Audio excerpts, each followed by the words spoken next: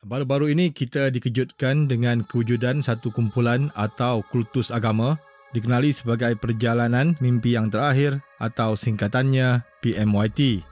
Kumpulan tersebut diketuai seorang wanita berusia 39 tahun menggelarkan dirinya sebagai Sittah An-Nur. Pada minggu lepas, wanita tersebut yang mendakwa mampu berkomunikasi dengan malaikat telah pun ditahan reman oleh polis selama 4 hari bagi membantu siasatan di bawah Seksyen 298A Kanun Keseksaan dan Seksyen 233 Akta Komunikasi dan Multimedia. Sebelum kewujudan PMYT, negara kita pernah digemparkan dengan beberapa kumpulan ajaran sesat lain. Dalam video ini kita akan lihat kumpulan ajaran sesat terkenal di Malaysia yang pernah menarik perhatian ramai suatu masa dahulu. Pasti ramai yang masih ingat dengan Kerajaan Langit yang berpusat di Besut, Terengganu. Kumpulan ajaran sesat itu ditubuhkan pada 1980-an dan dipercayai mempunyai lebih daripada 23,000 pengikut dari dalam dan luar negara. Ketua kumpulan itu, Arifin Mohamed atau lebih dikenali sebagai Ayah Pin, mendakwa mempunyai hubungan secara langsung dengan langit. Ada banyak kepercayaan karut dalam kumpulan ini. Misalnya, jika ada ahli yang meninggal dunia, Ayah Pin akan pergi untuk menentukan sama ada si mati masuk ke syurga atau neraka. Ayah Pin juga mendakwa nyawa semua manusia di atas muka bumi ini berada di tangannya kerana kononnya dia memegang kunci akhirat. Pengikutnya mempercayai bahawa Ayah Pin adalah jelmaan atau kelahiran semula Jesus, Buddha, Shiva dan Nabi Muhammad. Jadi tidak hairanlah ramai pengikutnya yang terdiri daripada pelbagai kaum dan agama memuja Ayah Pin seperti Tuhan. Ajaran tersebut dibanteras secara besar-besaran oleh kerajaan pada awal tahun 2000-an. Bangunan dan struktur binaan Kerajaan Langit di Besut turut dimusnahkan pada tahun 2005. Ayah Pin meninggal dunia pada 22 April 2016 pada usia 74 tahun di Besut, Terengganu. Walaupun Ayah Pin sudah tiada, Kerajaan Langit dipercayai masih mempunyai saki-baki pengikut sehingga sekarang. Kumpulan ajaran sesat Tuan Harun diketuai seorang lelaki bernama Harun Mat Saad. Dia pernah menjadi pengetua sebuah sekolah mu'alaf di Kelang, Selangor dan penasihat kepada beberapa persatuan agama di negara ini. Harun menubuhkan sistem pengajian serta beberapa pertubuhan bagi mengutip derma dan menyebarkan ajaran tersebut kepada orang ramai. Sistem pengajian itu dikenali sebagai University Universal Overhead God. Dia membahagikan pengikutnya kepada 3 peringkat pengajian iaitu intake baru, peringkat doktorat atau kedoktoran dan tahap paling tinggi dinamakan Dr. World of God atau Doktor Dunia Tuhan yang kononnya setaraf PhD. Antara ritual ataupun upacara kumpulan tersebut ialah bermain muzik atau jamming lagu irama rock menjelang masuk waktu maghrib. Mereka menyanyikan lagu yang liriknya memuja Tuhan Harun. Apabila azan berkumandang, mereka semakin rancak mengalunkan muzik keras sambil terlompat-lompat menyanyi dan menari.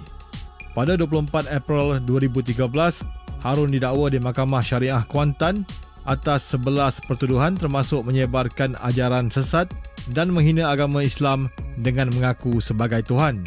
Sebulan kemudian, dia didakwa di Mahkamah Session Kota Baru atas 2 tuduhan menerima deposit secara haram berjumlah RM40 juta daripada beberapa buah syarikat dan orang ramai. Pada Disember 2016, Mahkamah Tinggi Kuantan menjatuhkan hukuman mati ke atas 2 pengikut Tuhan Harun kerana membunuh Ketua Penolong Penguatkuasa Jabatan Agama Islam Pahang, Ahmad Rafli Ishak pada 2013. Harun yang menghidap angin ahmar sejak 2013 meninggal dunia akibat masalah pernafasan di Hospital Tengku Ampuan Afzan Kuantan pada 16 Ogos 2016. Dia meninggalkan aset bernilai lebih RM200 juta yang dibekukan oleh Bank Negara Malaysia. Namun dia dipercayai masih mempunyai aset bernilai ratusan juta ringgit yang belum dapat dikesan oleh pihak berkuasa kerana didaftarkan atas nama orang lain. Gerakan Al-Arkam yang diasaskan oleh Abuya Asy'ari Muhammad muncul pada 1968. Sejarah gerakan itu bermula dengan pegangan terhadap Tarikat Muhammadiyah yang diasaskan oleh Syekh Muhammad Suhaimi Abdullah yang meninggal dunia pada 1923. Antara ajaran Al-Arkam ialah mereka menganggap Syekh Muhammad Suhaimi sebagai Khalifah Rasulullah. Mereka juga mendakwa Syekh Muhammad Suhaimi tidak mati tapi gaib dan kononnya akan muncul kembali sebagai Imam Mahdi. Mereka percaya Syekh Muhammad Suhaimi boleh diseru apabila mereka memerlukan pertolongan. Selain itu, mereka mendakwa boleh bertemu dengan Nabi dan para wali secara sedar dan mimpi. Bermula dengan 10 orang ahli pada 1968, Al-Arkam dipercayai berjaya mengumpulkan puluhan ribu pengikut dari seluruh dunia pada 1987. Al-Arkam dan Aurat Muhammadiyah diharamkan oleh kerajaan pada 1994. Asy'ari dan beberapa pemimpin kanan kumpulan itu ditahan di bawah Akta Keselamatan Dalam Negeri sebelum dibebaskan 2 tahun kemudian.